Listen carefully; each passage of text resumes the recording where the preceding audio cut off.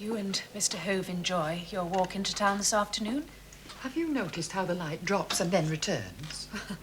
I can't say that I have. Not yet, but last night in our room, just before the mirror shattered, suddenly an icy cold, and then the lights almost went out. Expect, Mrs. Hove, that it is because you are unused to gas. It does tend to go up and down. Among the first we were in Manchester to be electrified. Manchester, Edmund. Our little house. Oh, our little nest. Always a wrench. Moving. Something you'll have to face soon, my dear. When we are married. It's quite unusual in the country to have it at all.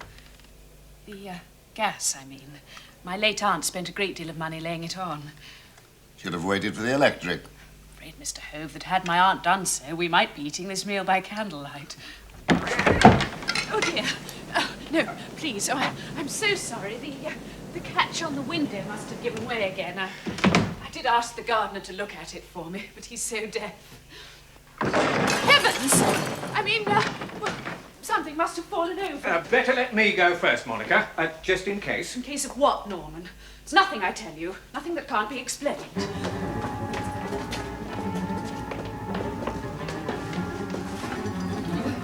Oh, Edmund. Edmund.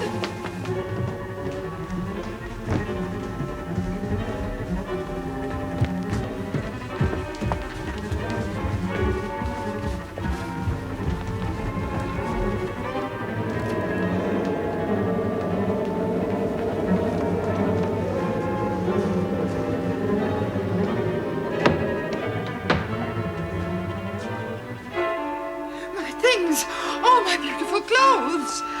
Gone, Bella. They're gone. What? He's right, Mrs. Hove. The wardrobe's empty. Oh, there you are. Look, they're all laid out. Oh! What the heck? Cut to shreds, Edmund! It's a sign. They mean to murder us. Well, that's it. That's it. I'm leaving. I'm not going to stay in this house another night. It is haunted. But Bella, we paid for the fortnight. You stay. What about our things? Who? Why? Why?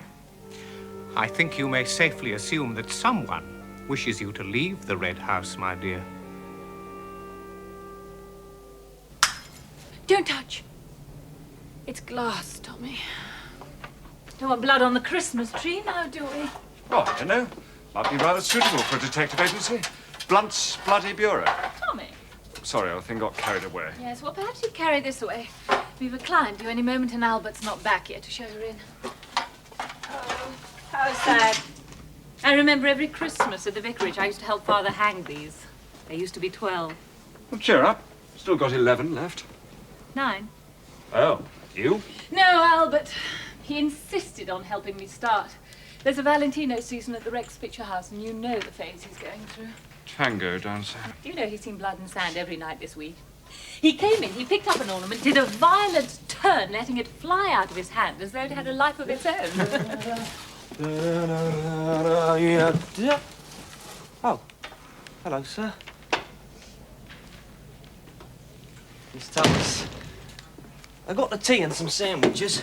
Turkey, very nice. I gave you £half, I think. Think. And I give you 9pence. Senorita. Is it going to be Mr. Valentino all through Christmas, Albert? If so, I don't think I can stand it. Sorry, miss. It's just that the films are so real. Much more colourful than life. Why? Oh, and here you are at the very centre of one of Britain's most celebrated detective agencies. Really, Albert, how can you be so ungrateful? Oh, it's not that, sir. Well, I realise only too well how important my work is here. But when I see Rudolph Valentino grab Nita Noldi and sweep her into that fiery tango, well, they're so reckless. Precisely. Hardly seasonal, though, Albert. Dreaming of sun and sand when it's more likely to be snow and sleet outside. Now is the time of year for spirits to fill the night air. Tales by the chimney breast. Ghosts of time past. And predictions for the future. Hmm?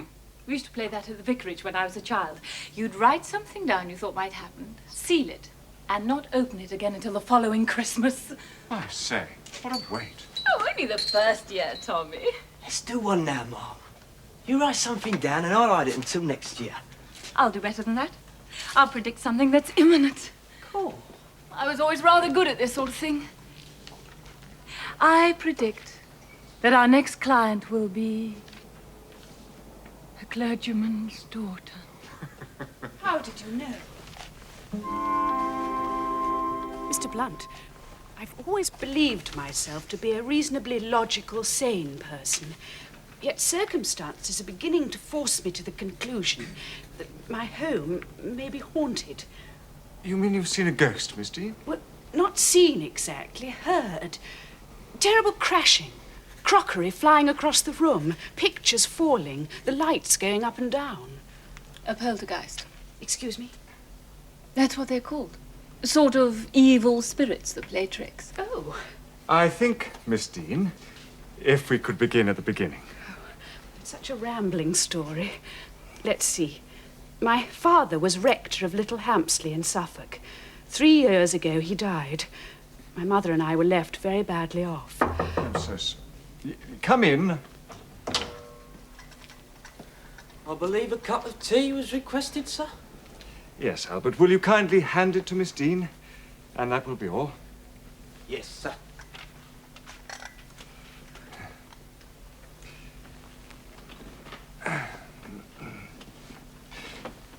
Please, continue, Miss Dean. Well, at first I went out to work as a governess, but my mother soon became a confirmed invalid. I had to come home to look after her. We lived in tiny but expensive lodgings and were desperately poor.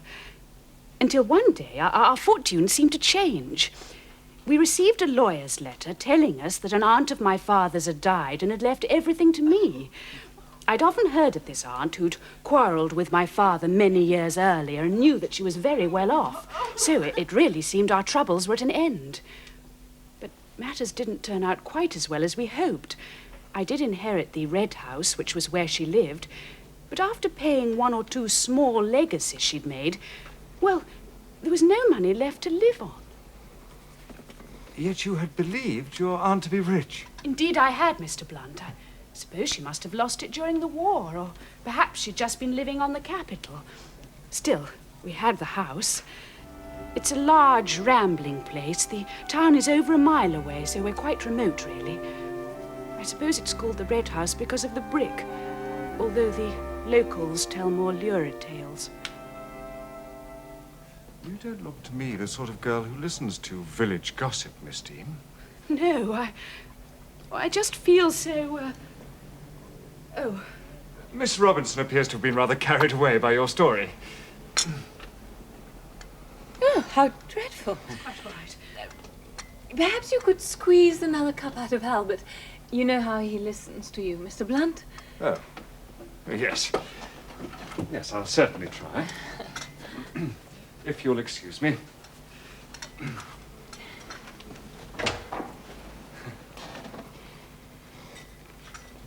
Now, come on, Miss Dean. Out with it. Is it a man? Could you know that? Happens to everyone. Happened to me. Oh. Tell me about this man, Miss Dean. Well, you see, there are 2 of them. Oh, that didn't happen to me. I suppose one rich, one poor, and the poor one's the one you like. I don't know how you know these things. Sort of law of nature. There's Norman, Mr. Partridge. He was with me the night the wardrobe overturned and the Hove's clothes were shredded. He's kind, considerate, and rich.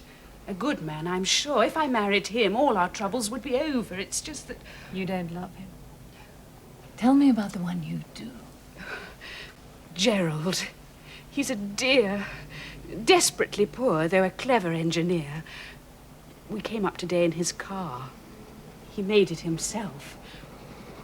I expect if you look out of the window, you'll be able to see him.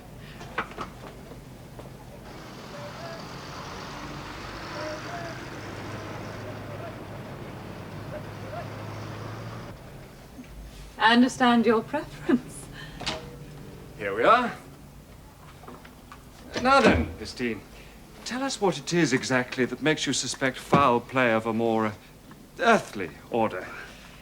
It's the offers I've had for the house. To purchase? Yes. Even before we moved, I received by letter a most generous offer. Then, shortly after we moved in, I was still varnishing the hall. We had decided that the only way we could keep on the house was by taking in paying guests. It was Crockett's day off, and I was desperately trying to finish off a loan before the first visitors arrived when...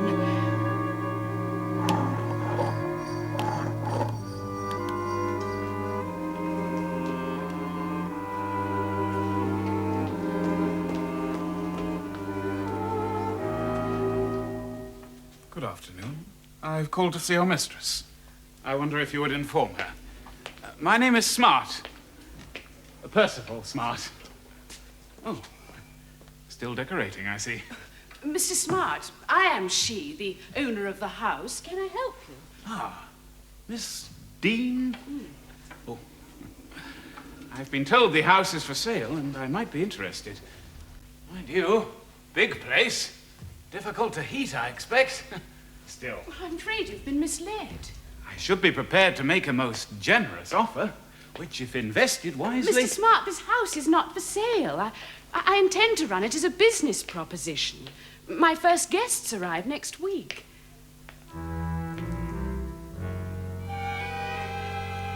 Our first visitors were two couples. The Busbys had seen our advertisement in the Home Finder, and the young couple by the name of Cockwell, quite recently married, I suspected, had heard of us through friends. They'd all retired early. I read to Mother as usual and settled her down for the night. By the time I was ready to take her tray down, the church clock was beginning to strike 12. I heard some sound coming from the Cockwells' room as I passed, but nothing out of the ordinary. I was about halfway down the stairs when...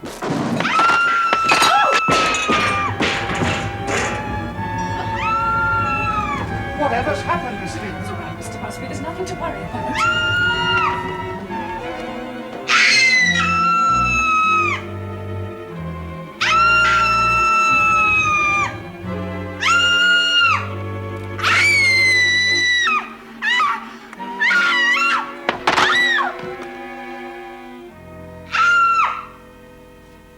They all left early next day. I could hardly charge them. And now there were the repairs to pay for as well.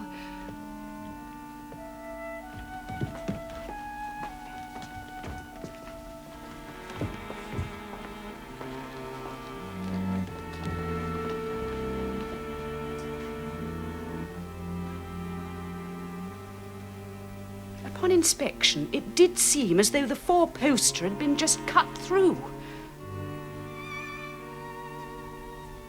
It was after 3 more sets of guests had fled following similar happenings that I received my third offer for the house.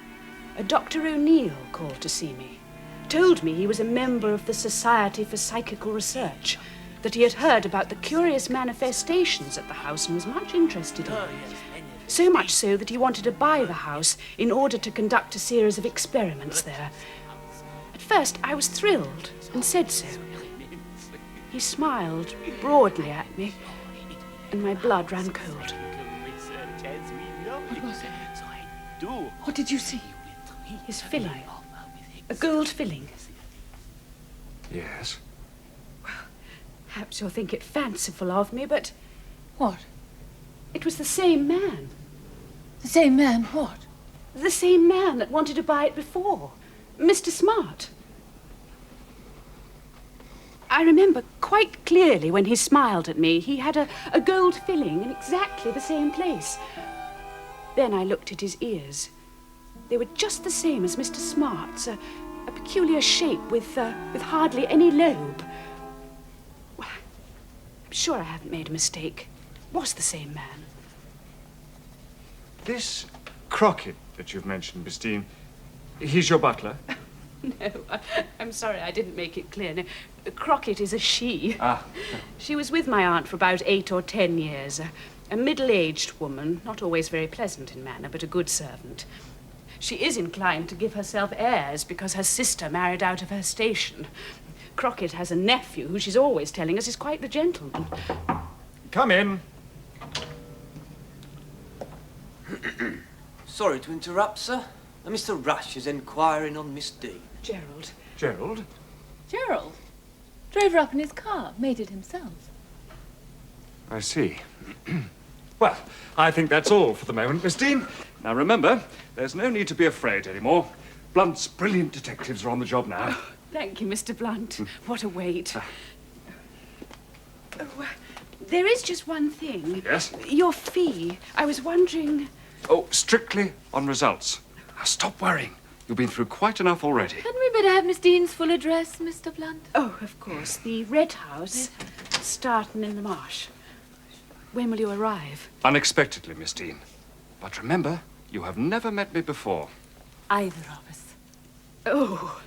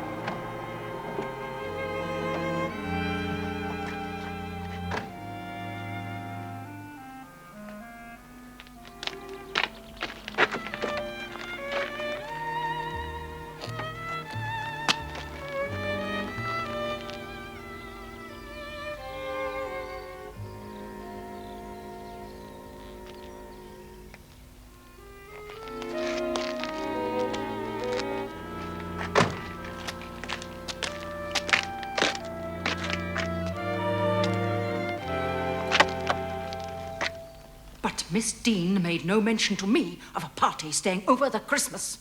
That is a matter for you to take up with your employer. Her ladyship made the reservation personally. Here she is, and here she is likely to remain.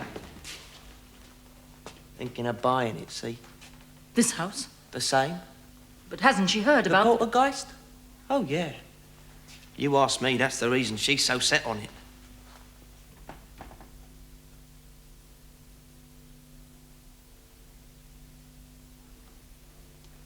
Funny woman.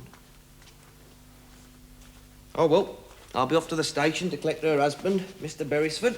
Mr. Beresford? I thought you said she was Lady Grassmere. That's right. Born to a title which she ain't letting go of for no marriage. Money's all is, though. Now, don't you forget, a pot of Earl Grey and plenty of hot water. Right away.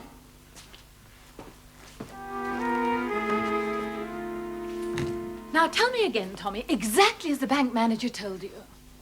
That on the outbreak of war, Monica's aunt withdrew all her assets in gold and cash and brought them back here. So they must be hidden on the premises. Yes, and someone else knows it. Which explains all the offers for the house. You surely don't think she would have hidden them under the mattress in the guest room? Of course not, Goose. Then what are you looking for? An uneventful night's sleep. Last time this thing collapsed, Monica Dean said it appeared to have been cut through. I'm just making sure we don't suffer a repeat performance. I'm very much afraid the 4 posters always have an effect on me. Always? I couldn't possibly permit an uneventful night in a 4-poster. Tuppence, start concentrating that fertile mind of yours and finding this beastly treasure. Now, you're a woman. A neglected one. Nonsense. Anyway, you're far more likely than I to know where an old lady would hide things. Same place as a young lady. Tuppence, really? Talking of ladies, by the way, how is it that in our disguised form, I remain plain Mr. whilst you assume a title? I thought it a perfect opportunity to see how I might have felt had I married Graham. You'll find a lot more to put up with married to Graham Grassmere than a title. A lot less, too, if my information is correct. Tommy, you can be very cruel. Aha. The clergyman's daughter has returned. She's in for another shock when she finds out who's arrived. She's 25. I'm sure she'll manage. Oh, look, there's Gerald. Isn't he adorable? Hmm.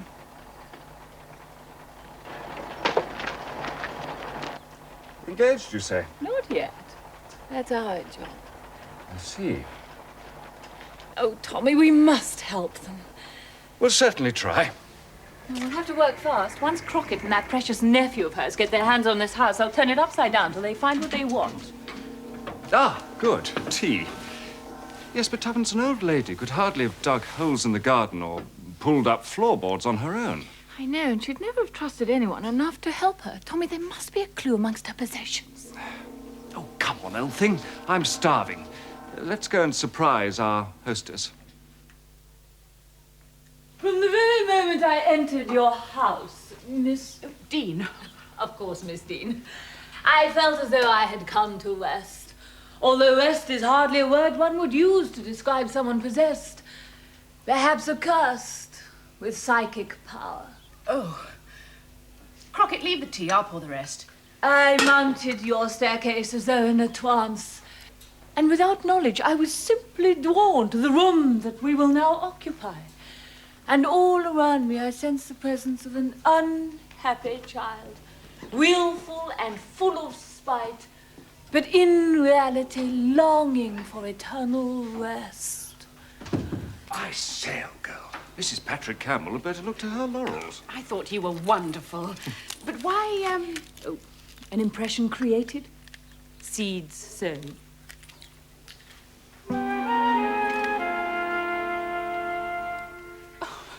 But surely you can't think that... Have you ever met your servant's nephew, Miss Dean? No? Oh. 10 to 1, he has a large gold filling in his tooth. And possesses little earlobe. Oh. Now then, Miss Dean. Monica. Monica, can you tell me what became of your late aunt's personal belongings? Garments? Well, there were only a few. Some were given to Crockett, the rest sent to various poor families. Everything has been gone through and turned out. Papers? There must have been papers. Yes, the desk was full and there were some in her drawer in her bedroom, but there were nothing of importance amongst them. Have they been thrown away? No, my mother is always very loath to throw away any old papers. There were some old-fashioned recipes amongst them which she intends to go through one day. Good. Was that gardener here in your aunt's time? Oh, is it old Frank Mulberry? Yes, poor old fellow. He's past doing any really useful work. We have him in once a week just to keep things tidied. We can't afford more. He used to come 3 times. Perhaps, Monica, if you will be good enough to collect up all your aunt's old papers for me, whilst we have a word with old Mulberry. All along there it went, as far as you can see. But all cockerels and peacocks, end to end. Deepest green you ever saw. Green cockerels? Topiary, like sculpture it were. Well, my speciality, my lady. Upper artist I was with them shears. But now all these old hands is good for is holding a glass of ale. When I can afford it. The old lady was lucky to have you, Mulberry. Ah, let the place go to rack and ruin they did once she were cold. And those boys from the council houses, they set fire to it. But I knows all their names. Yes, but while she was alive, she must have depended on you totally. Ah. Everything that went on in the garden, all her little secrets shared with you. Maybe. Like the unusual things she got you to bury for her. The box, for instance. Box? Yes, the box. Oh, thank you very much, sir. Well, let's see now. Box, you said? Yes. Oh, afraid I can't help you there. Why not? 'Cause I never buried no box, that's why not. Oh, but Potatoes, carrots, fine spring onions, plenty of them.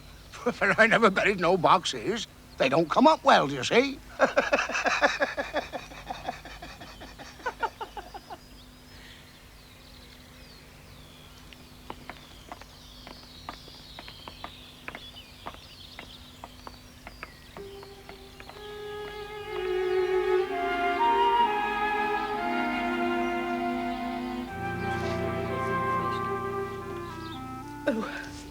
I say, Miss Dean, is anything the matter? Partridge. Beresford. My wife, Lady Grasmere. Forgive me. I should have done that. Mr. Partridge is my financial advisor and good friend. Mr. Beresford and Lady Grasmere are house guests. Oh, I didn't realize you'd be occupied. You're staying for Christmas? That is written in the ethers, Mr. Partridge. Lady Grasmere is a student of psychic phenomena, Norman. Gracious me, another one. You'll soon be charging admission, Monica. We shall, of course, expect to pay the going rate for our stay, Mr. Partridge. I shall be in touch with you shortly for your decision. Good afternoon. Good afternoon. What is it? What's happened? Norman tells me that the bank intends to foreclose on our loan. Within 2 weeks, our remaining funds will have disappeared. Broke, eh? And that, I take it, is a financially secure alternative to Gerald. He's awfully clever with figures. You're awfully swift to tell a girl when she's none left to be clever with. Wants me to marry him. What am I to do? Well, there's Mother to think of, and it's Christmas. Get a grip, Monica. You're not alone anymore. No. And we mean to get to the bottom of this case. Now then, have you collected together all your aunt's old papers for me? Yes, I put them upstairs in your room. Oh! If one garment is shredded...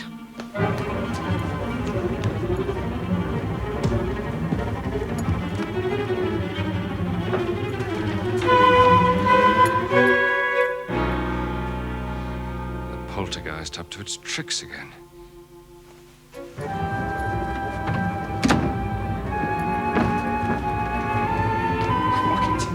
Monica, fetch her quickly, please. Not my clothes, Tommy, not my clothes. They're all hired and we'd never recover. Not unless we've taken to wearing a jug and basin, my sweet. Your things are quite safe. Come, Lady Grasmere, settle yourself in here and await the vibrations.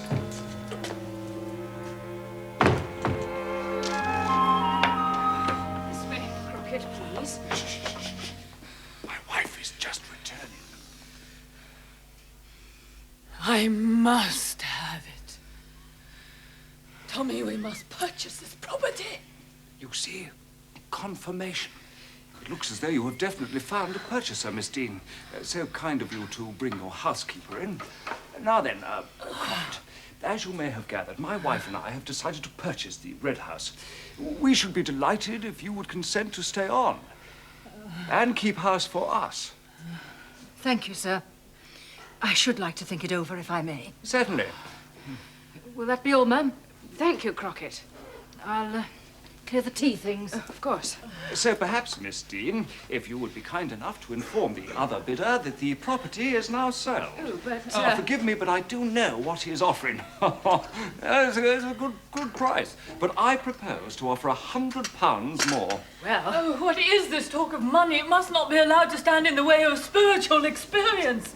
The forces around us compel me to remain at all earthly costs. Stow it, Dean. Oh, Coast really? clear. Mr. Beresford, you've no consideration for an artist's finer feelings. Oh, really, I was beginning to quite enjoy it. Yes, I noticed. I thought you were both first-rate. But why did you want Crockett so sudden? Just to make quite sure, Miss Dean.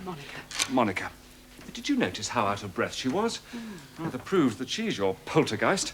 Just had time to escape down the back staircase after smashing the jug and basin in our room. But the lights dimming, the windows flying open and the cold air. Well, Crockett's often been present when these things happen. Yes. Well, I haven't worked out how yet. But the who is fairly obvious.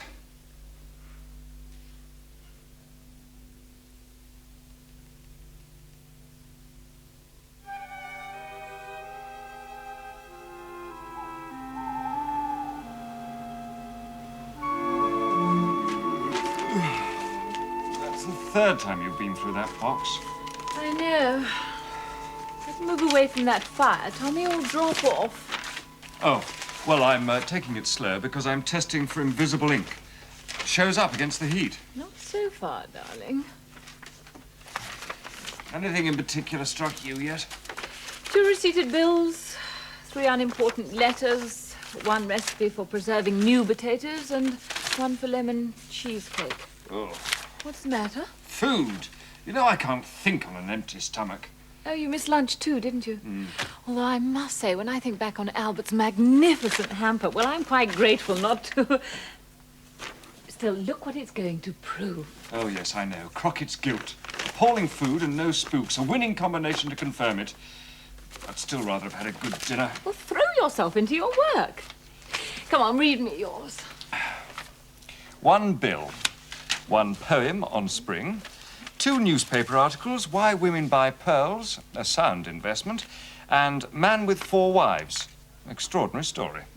Oh, and a recipe for jugged hare. 4 wives? Oh, and I put this aside because it struck me as peculiar.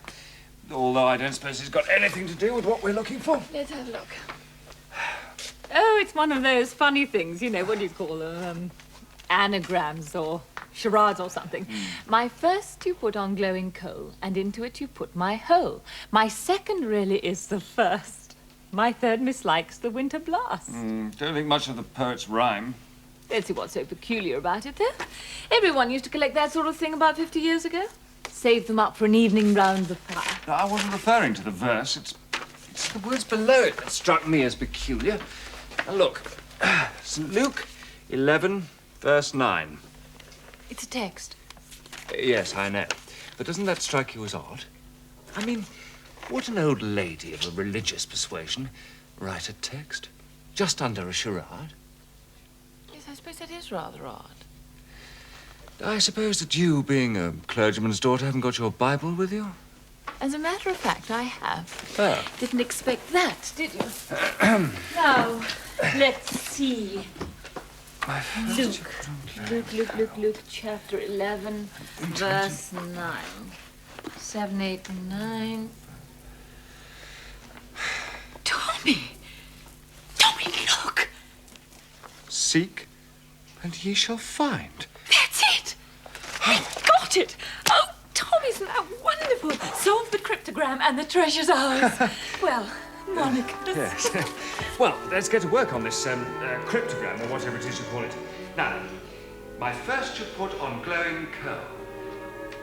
Whatever does that mean, I wonder? And into it you put my hurdle. That's pure jewelry.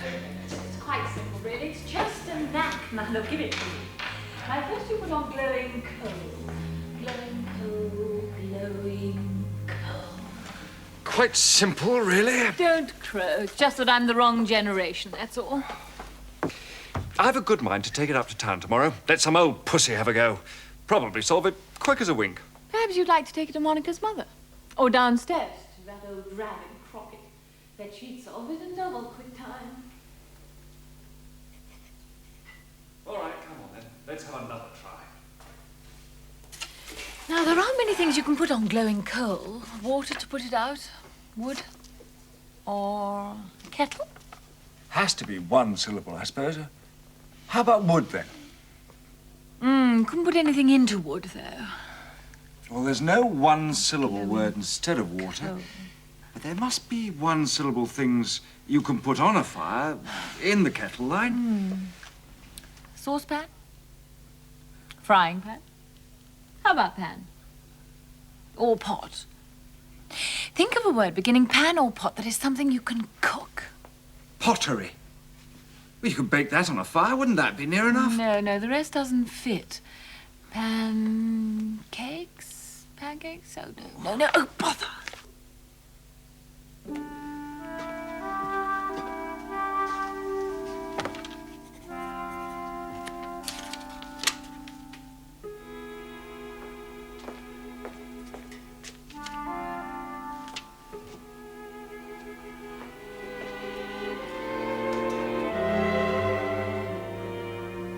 Trouble is, I'm so hungry I can hardly think. You saying pancakes has rather brought it all back again. What a rotten dinner. Or lack of it. Minuscule strip of mutton and 1 veg. Sweet, faithfully cooked to an old school recipe. No potatoes, no carrots, not even a Brussels sprout. What's the matter, old bean?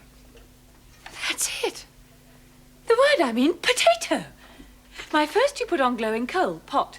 And into it you put my whole. My second really is the first, that's A, pot A, the first letter of the alphabet. My third mislikes the winter blast. Cold toes. Of course. Potatoes. Very clever. The only trouble is we've wasted an awful lot of time over nothing. You see, potatoes don't fit in at all with missing treasure. Wait a sec, though. To keep new potatoes. Put the new potatoes in tins and bury them in the garden. Even in the middle of winter, they will taste as though freshly dug. Tuppence. Tuppence, you're a miracle. To think it's just out there, waiting for us to dig up. Oh, yes. Oh, yes, but not just now. The morning will be soon enough. Oh, but I'm much too excited to sleep now. Oh, good.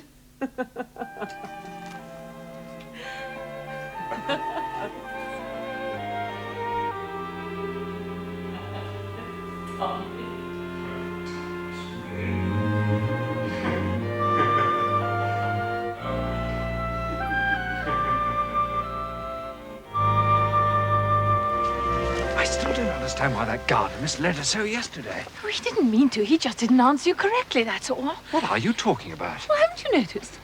People never really answer what you say. They answer what they think you really mean instead. He knew he hadn't buried anything out of the ordinary. Just potatoes. Oh, come on.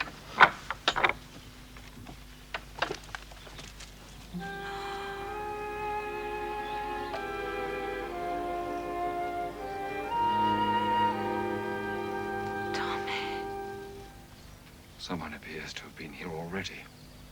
But how could they know? Do you think they found the treasure? Well, if they haven't, it was never here in the first place.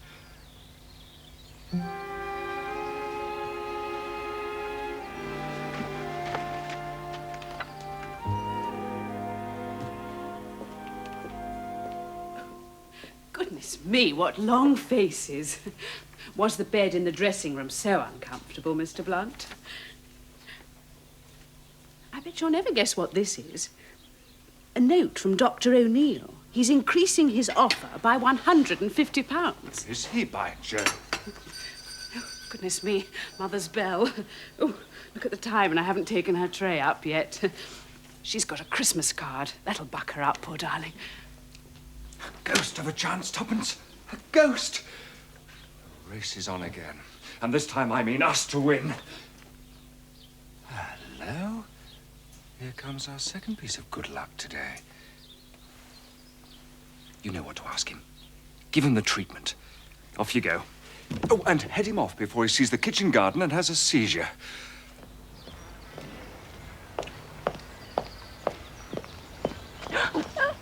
Mr. Mulberry, good morning. What a surprise. I thought you only came once a week now. I just came for my box, milady. Box? Oh, but I thought you said... No. Not the kind of box you was asking about yesterday. My Christmas box. Oh, of course. Do you mind if I walk with you? No, I don't mind. I'm just off down to see my vegetables.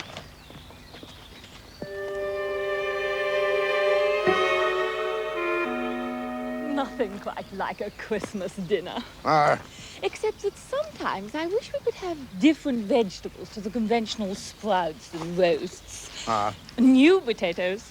Now, wouldn't they be delicious with turkey? Do people around here ever bury them in tins? I've heard that keeps them fresh. Oh, aye, that they do, milady. Oh, Miss Dean, she always had 3 tins buried every summer. And as often as not forgot to have them dug up again. Oh, in the, large bed in the kitchen garden, wasn't it? Oh, no, milady. 'Twas just there, by that wall.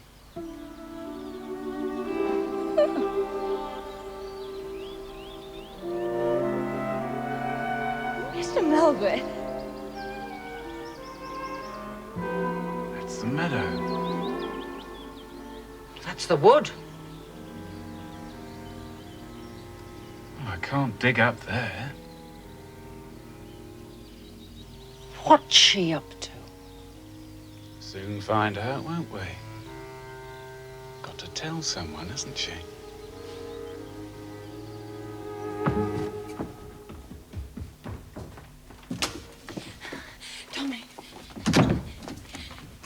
Tommy, I found...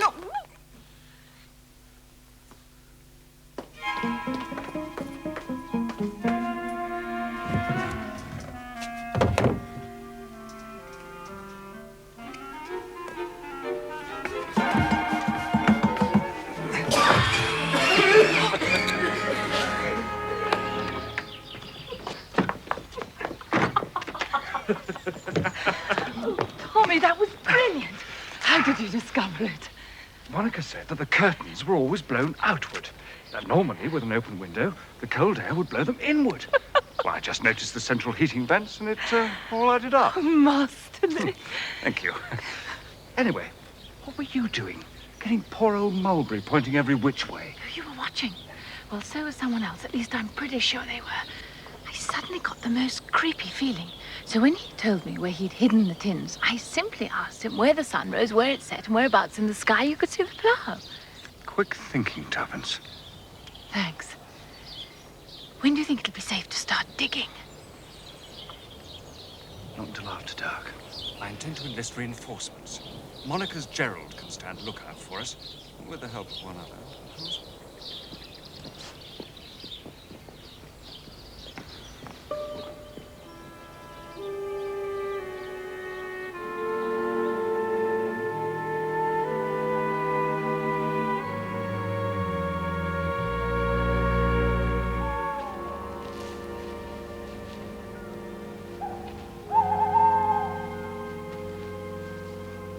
Surveillance, Mr. Rush. That's our game. Always the prelude to an exciting climax. Do you see Lon Chaney in The Blackbird? He was this limehouse thief, you see. Used a second identity, a cripple, to spy on the houses he was gonna burgle. Anyway, one night, after it killed a copper, he takes up his disguise as usual. Finds his joints all locked. Permanent. It was so dramatic. I'll never forget the look on his face.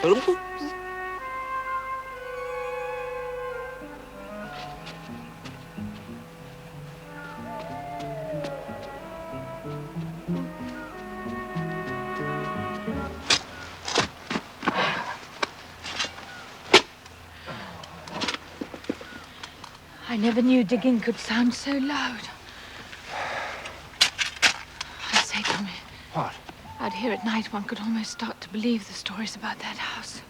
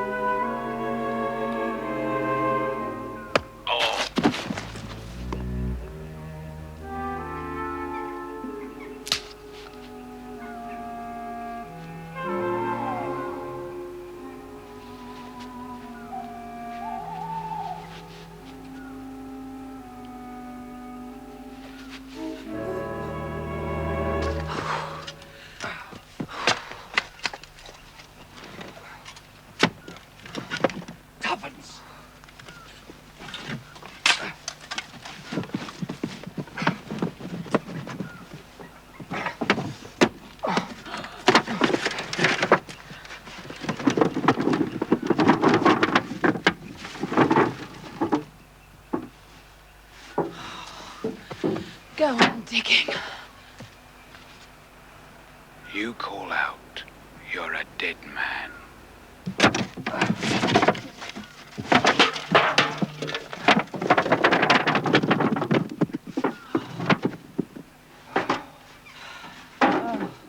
Damn. Third time lucky. I believe the whole thing's a mare's nest.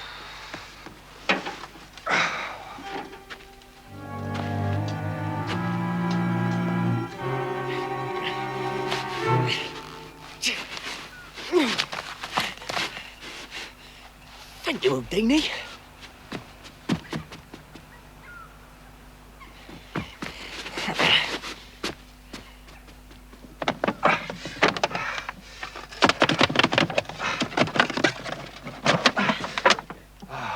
Potatoes.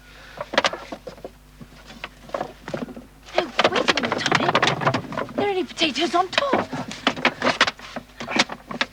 Oh. Don't swing it about.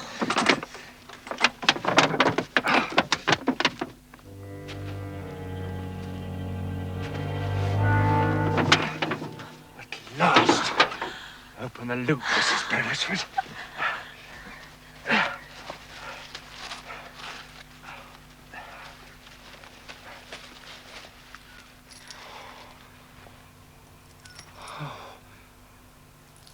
she could get. In gold, I suppose. Open the other.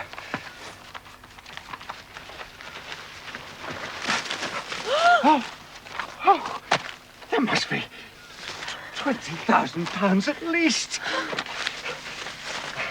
Shall I? Please do.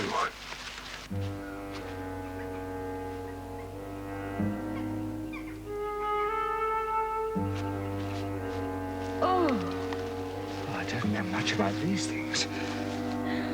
They must be worth another 5,000 at least. Oh, and look at the size of them. Now I know why that old lady kept the cutting about pearls being a good investment. Oh, Tom, isn't it wonderful? Now Monica can marry her darling young man and live happily ever after, just like me. Not for much longer, Lady Grasmere. The sound of a 12-bore going off around here will bring no one running. Now, I'll take the cash, please, and the notes at my feet. You'd better start digging, Mr. Beresford, and make it a hole big enough for two. Why, Lady Grasmere, you're still holding the pearls. Let me relieve you of them, won't you?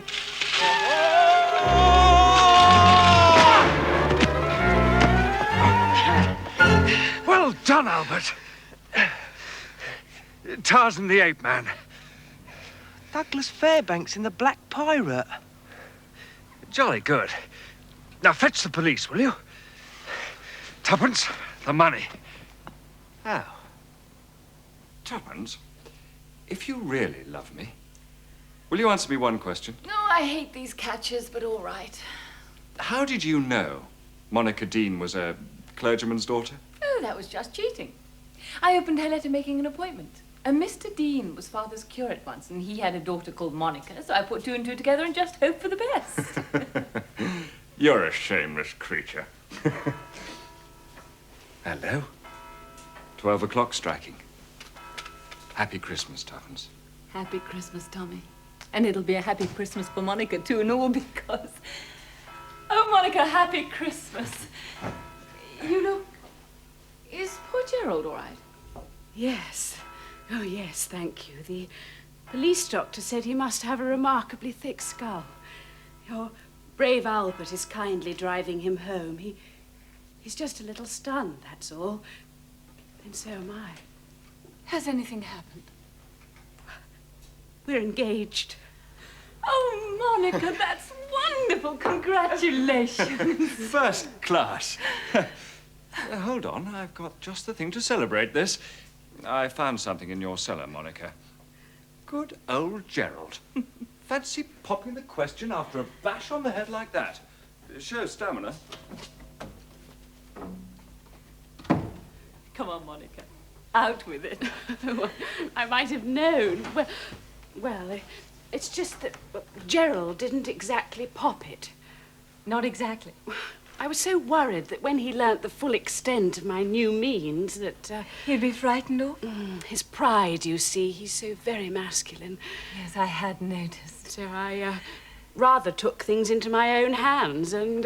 Popped the question yourself? Well, actually, yes. Was that too dreadful of me? No, of course not. Very sensible. Girl sees what she wants, she should have it. Oh, thank you. Here we are. Ice cold, too. Oh, your mother is ringing, Monica, but I don't think Crockett is going to answer for a good many years. Yes, well, I'll just go and settle her down. I shan't tell her my news tonight. It would only overexcite her. You know, I admire that girl.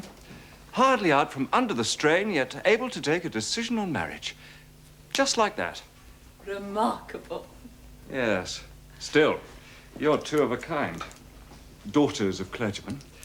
I should recognize your qualities by now. Unpredictable, loyal, practical. Very determined. And damned attractive. Oh!